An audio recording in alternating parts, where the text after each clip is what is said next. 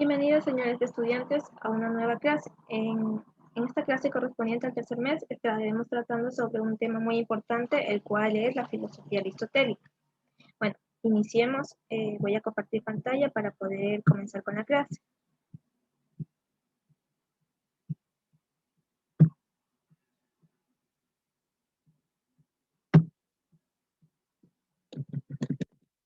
Bueno, nosotros en la primera parte tenemos lo que es la carátula. Encontraremos la unidad educativa Ruiz Pascal, la asignatura correspondiente, filosofía, el curso, en este caso segundo bachillerato.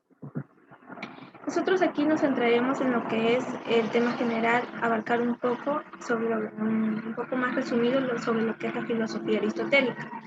Estaremos viendo las características del pensamiento aristotélico, su biografía y la filosofía de Aristóteles. Bueno, él define la filosofía como la manera de acceder al conocimiento. De acuerdo con el filósofo, este conocimiento se adquiere a través del pensamiento lógico y estructurado. Para el filósofo griego, la filosofía era la base que permitía entender los axiomas que componen el conocimiento.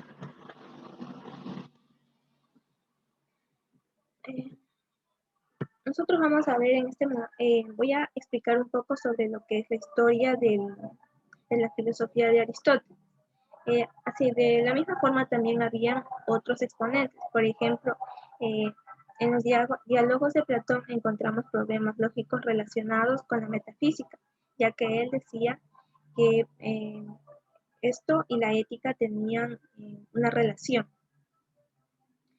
Por otro lado, por ejemplo, Sócrates indagaba saber cuál es el conocimiento válido y certero, y establece el método mayéutico, que trata de hallar conceptos universales por encima de la opinión corriente. Sócrates, mientras tanto, también descubrió el concepto y la definición, pero Platón fue el que hizo las operaciones de conceptualización, de adentrarse mucho más en el tema. Para Aristóteles, la lógica es una rama de la filosofía que como ciencia de la demostración se preocupa de formular reglas para alcanzar las verdades de la realidad concreta. Bueno, pero en sí, ¿qué es la lógica? Se entiende que la lógica es la ciencia de las formas del pensamiento, estudiadas desde el punto de vista de su estructura, la ciencia de las leyes que deben de observarse para obtener un conocimiento inferido. Por otra parte, también se comprende que la lógica es un ejercicio racional y se entiende como el conocimiento de la estructura de la razón y del pensamiento correcto, y que nos ayuda a razonar y pensar de manera rigurosa y válida para alcanzar la verdad y un certero conocimiento de todas las cosas. Ahora estaremos viendo un poco sobre lo que es el concepto. Nosotros podemos pensar en un momento cómo nos representamos. Un concepto, un objeto cualquiera en nuestra mente es una imagen, un símbolo o una palabra. En filosofía llamamos concepto a la representación que nos hacemos en nuestra mente de un objeto cualquiera. En pocas palabras, es el término o pensamiento que tenemos de algo. Sin embargo, no lo podemos confundir con una simple imagen, un recuerdo o una eh, percepción sobre estas relaciones. Estas son formas de conocimiento sensitivo, mientras que el concepto es una forma de conocimiento intelectual y racional, producto de nuestro entendimiento. Pero nosotros, ¿cómo generamos entonces conceptos?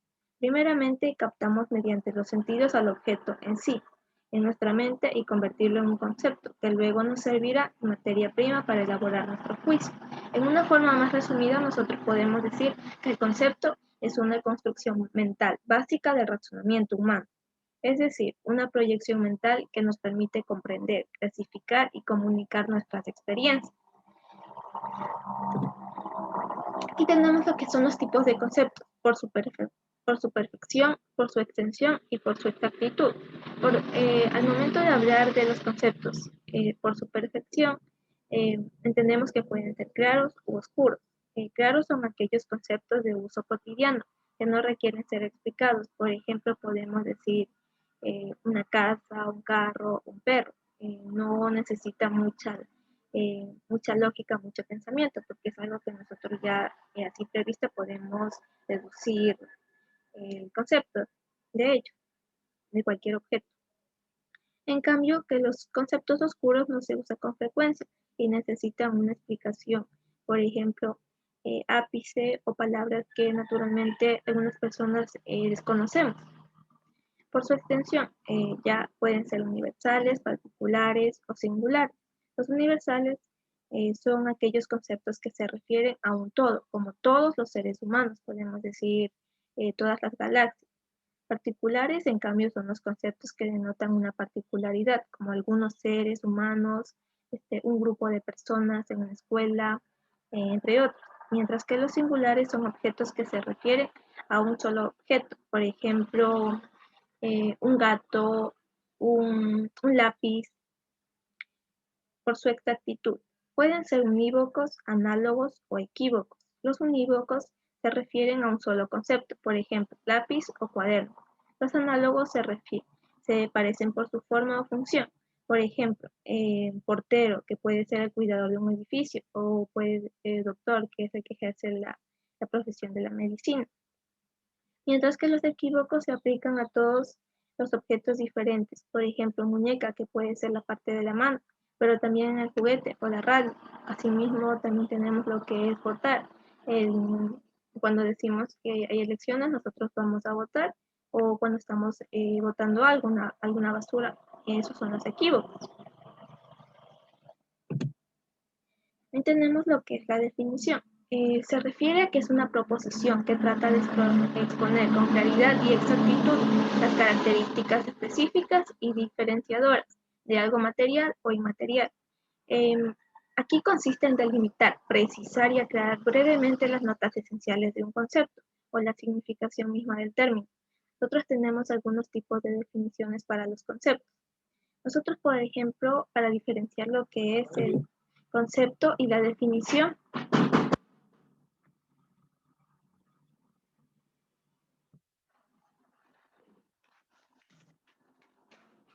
ya voy, espérense que estoy grabando un video, ya me salió mi video. Ya, 15 minutos, ya voy, ya voy.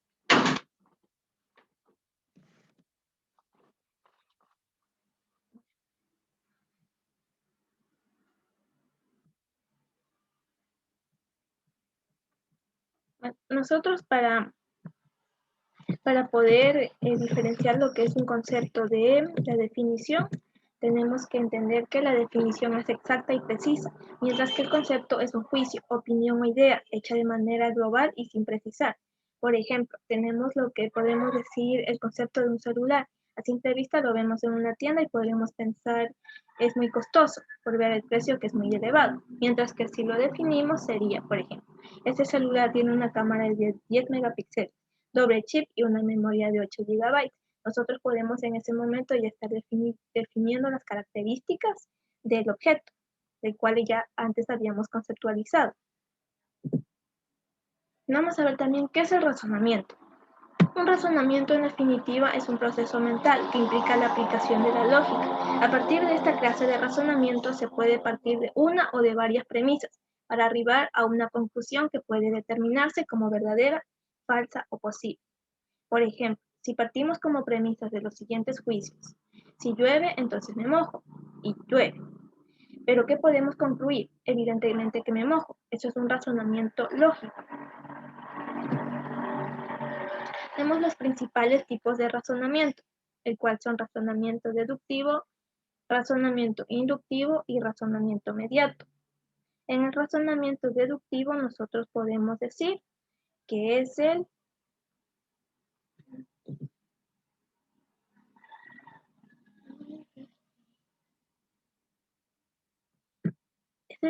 aquí nos referimos a lo que es el razonamiento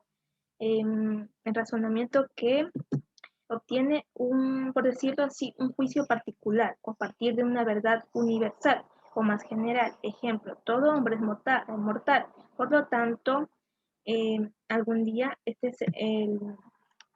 cualquier persona tiene que perecer.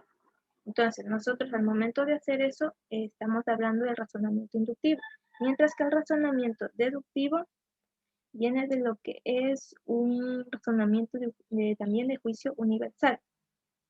El razonamiento mediato, en cambio, es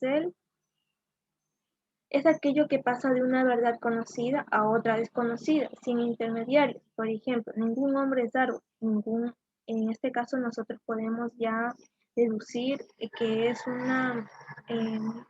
cualquier persona teniendo lógica y razonamiento, sabe que un hombre no puede ser un árbol. Entonces es algo que nosotros tenemos de inmediatamente, lo podemos deducir sin ninguna mucha lógica. ¿Cuál es la diferencia entre lógica y razonamiento? Se entiende que razonar es la actividad mental que permite lograr la estructuración y la organización de las ideas para llegar a una conclusión, mientras que la lógica, por su parte, es la ciencia dedicada a la exposición de las formas, los métodos y los principios del conocimiento científico. Sigamos. Tenemos también ahora el siguiente paso, que sería el juicio, que se trata de un pensamiento expresado en forma de proposición en la que se afirma algo sobre los objetos y que objetivamente es auténtico o falso. Según Aristóteles, el juicio es el pensamiento compuesto de más de una idea.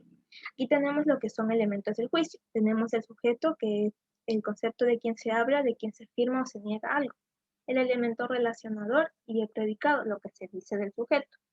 Nosotros, podemos entender que Aristóteles define el juicio como el discurso en el cual se afirma o se niega algo. Al juicio lo podemos llamar también proposición, cuando forma parte de un razonamiento, y enunciación cuando en su expresión es verbal.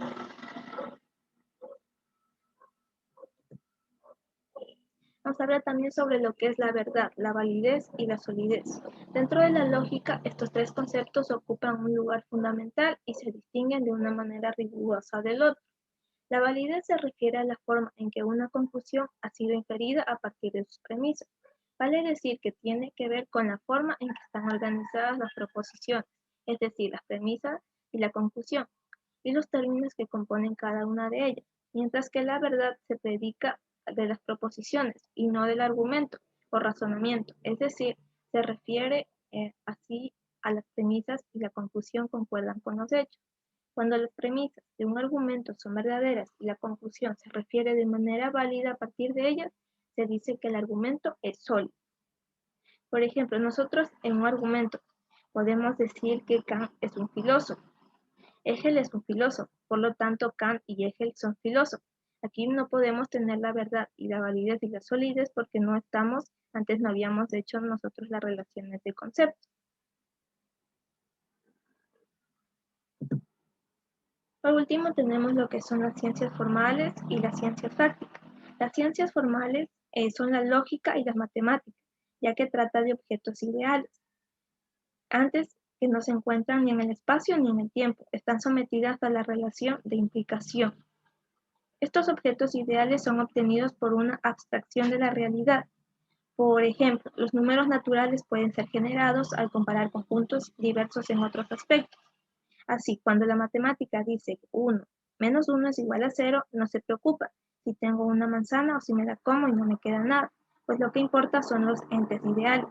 Por lo tanto, las ciencias formales se ocupan de la validez de las formas y no de su verdad. Las proposiciones de las ciencias formales, como las leyes lógicas, son intangibles. Por lo tanto, son proposiciones analíticas cuya validez depende solamente de las definiciones de los símbolos que los contienen. En cambio, las ciencias prácticas se ocupan de hechos o sucesos de realidades espaciales, temporales, naturales o sociales. Por ejemplo, la física y la biología, que se ocupan de los hechos naturales que se encuentran en el espacio y en el tiempo. En este caso, las ciencias prácticas se ocupan de verdades de hecho. Aquí tenemos una pequeña clasificación, ya como lo había mostrado antes. Las ciencias formales son la lógica y la matemática, mientras que las ciencias prácticas son las ciencias naturales, las ciencias culturales o sociales. Y aquí tenemos una pequeña clasificación. Bueno, esto ha sido todo por la clase de hoy, esperando que hayan comprendido. Y cualquier inquietud, cualquier duda que ustedes tengan, no duden en comunicarse con nosotros. Estaremos dispuestos a ayudarles y a resolverles cualquier duda. Esperando que de igual forma, en base al material de apoyo, el cual ya se encuentra subido en la plataforma, realicen la tarea. Bueno, esto ha sido todo. Muchas gracias.